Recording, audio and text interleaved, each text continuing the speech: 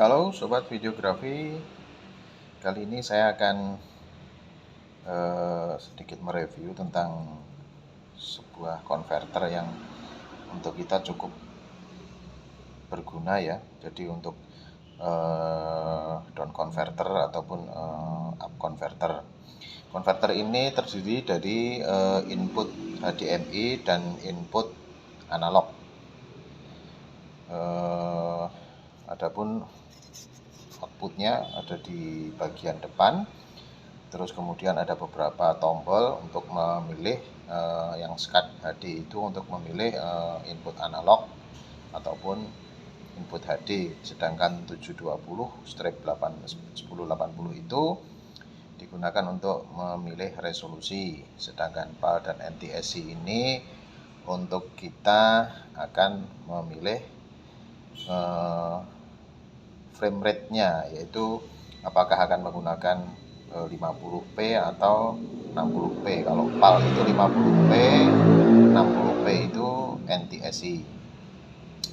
Jadi nanti ini akan kita modif, yang di bagian coaxial ini akan kita gunakan sebagai input RCA, input analog. Jadi ketika kita memberikan input analog, di outputnya ini nanti bisa kita pilih, bisa menggunakan resolusi 720p atau 1080p, mau bermain di 50 Hz atau di 60 Hz.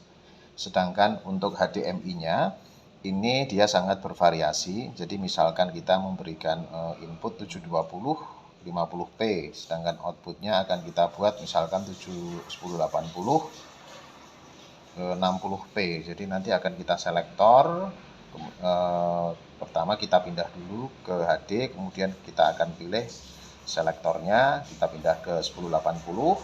Sedangkan untuk PAL NTSC-nya ini nanti kita pilih ke NTSC. Adapun inputnya sangat bervariasi, mulai dari 800 kali 600 VGA, XGA sampai dengan 1080.